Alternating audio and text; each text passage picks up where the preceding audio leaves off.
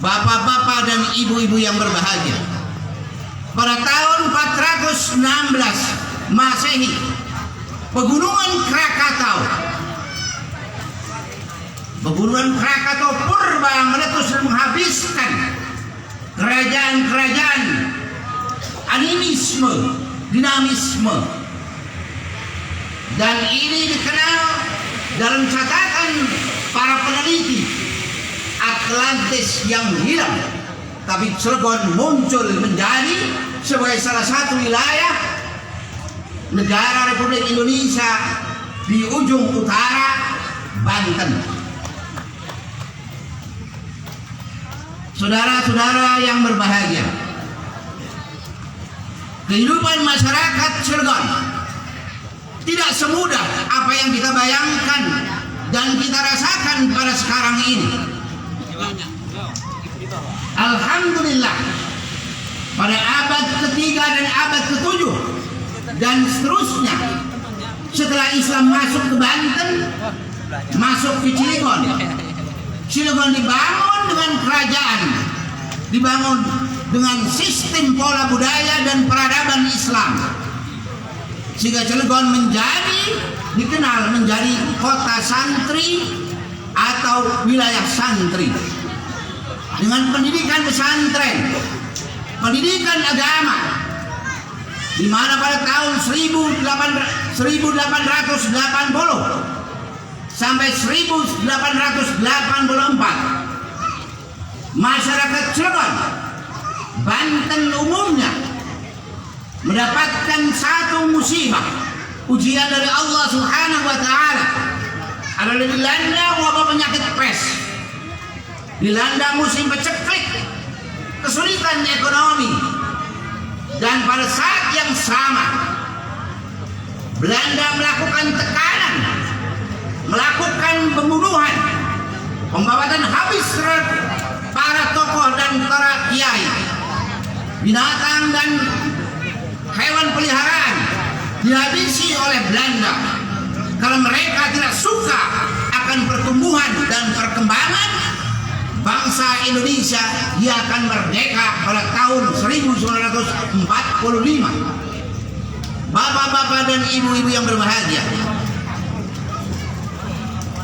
sehingga penderitaan masyarakat Cilegon, Banten umumnya belum selesai, karena pada tahun 1883, tepatnya tanggal 23 Agustus, anak Krakatau atau anak daripada Pegunungan Krakatau purba kembali meletus, menegur para kiai, menegur para penduduk masyarakat Cilegon untuk bergerak melawan kedoliman akan penindasan dan kekurang ajaran bangsa kolonial Belanda.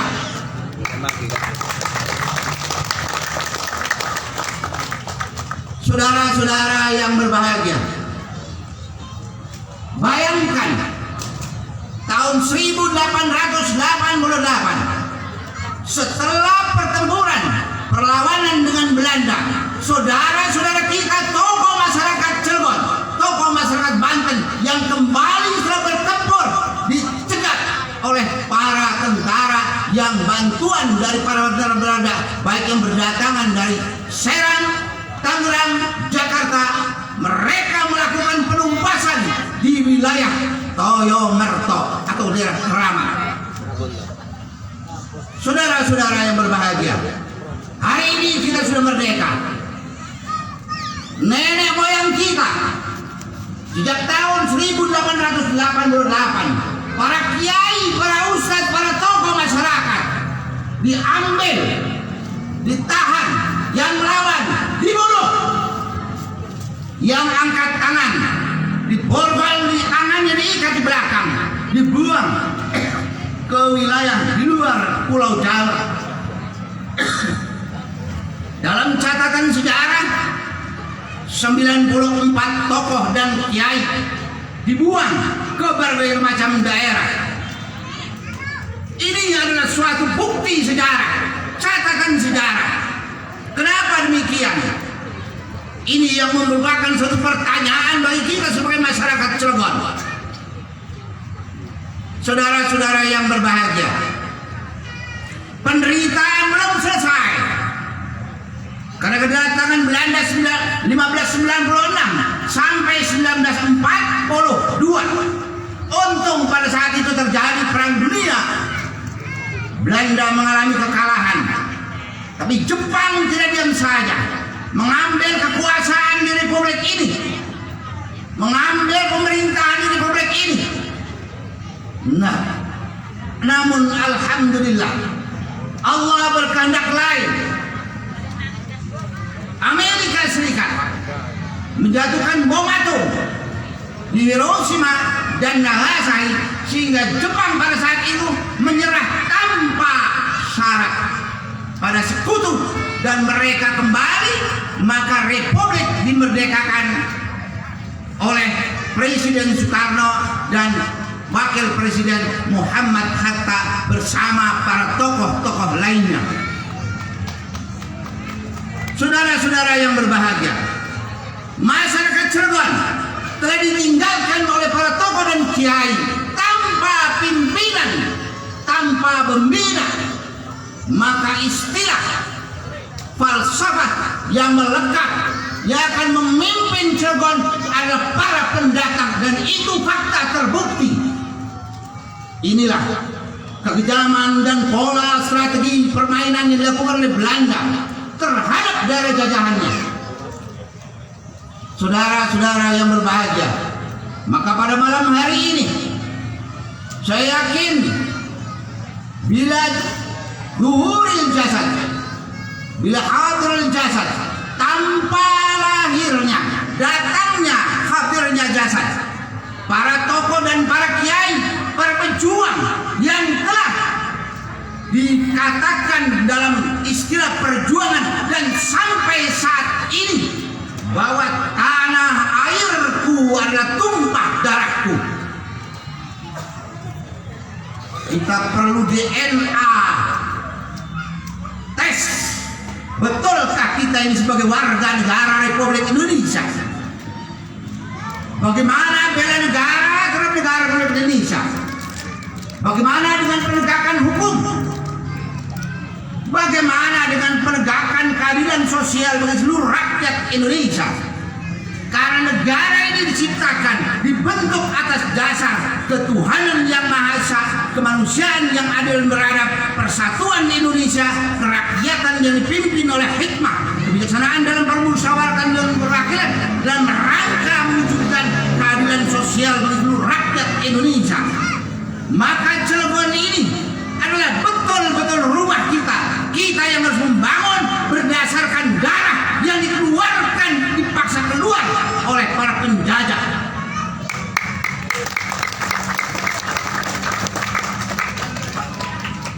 Masyarakat ini butuh dilindungi dan butuh perlindungan,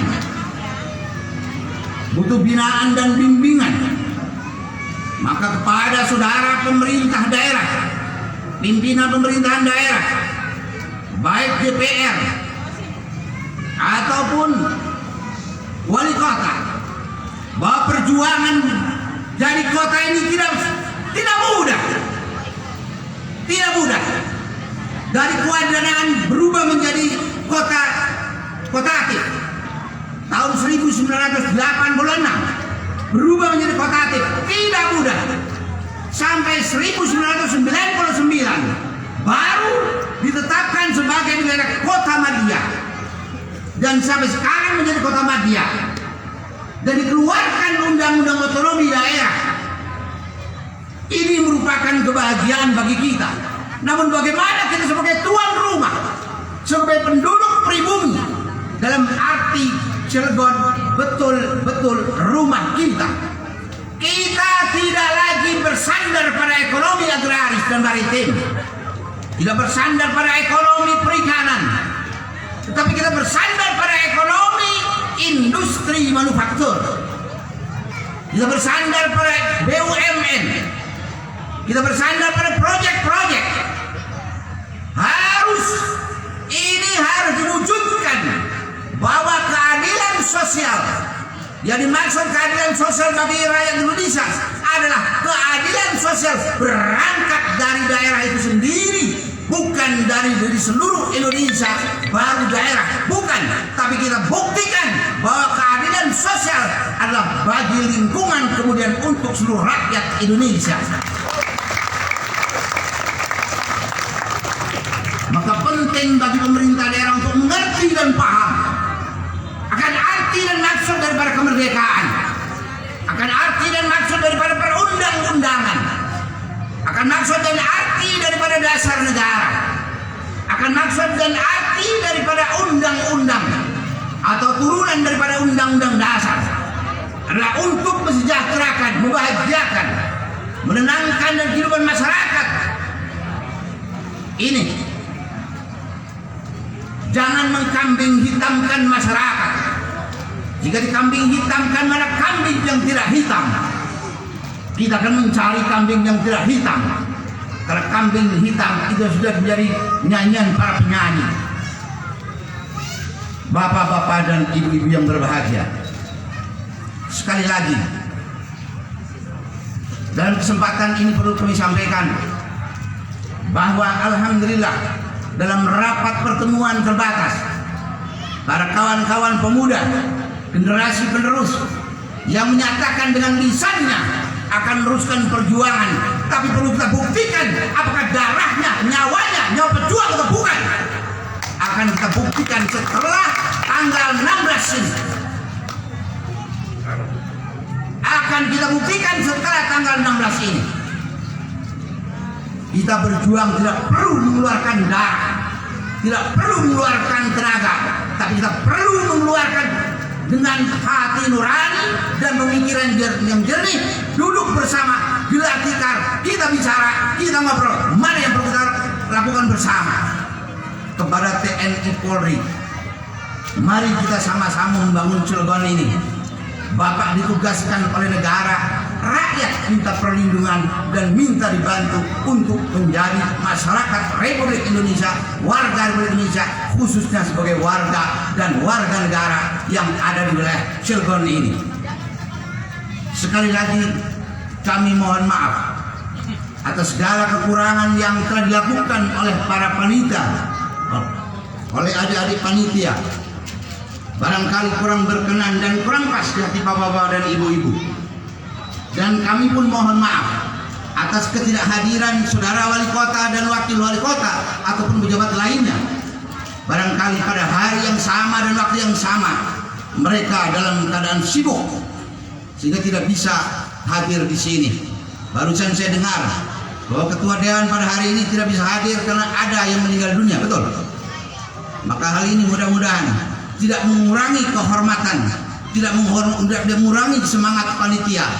Ini adalah fakta hidup dan kehidupan. Hidup itu bukan dipikirkan, tapi hidup itu dilaksanakan dan diselesaikan. Barakallahu li wa lakum minal ayati wa dzikril hakim. Wa nafa'ani wa iyyakum tilawatahu innahu was-sami'ul 'alim. Wa astaghfirullahal 'azim li wa lakum wa lisairil muslimina wal muslimat fastaghfiruh innahu huwal ghafurur rahim. Sebelum saya turun dari sini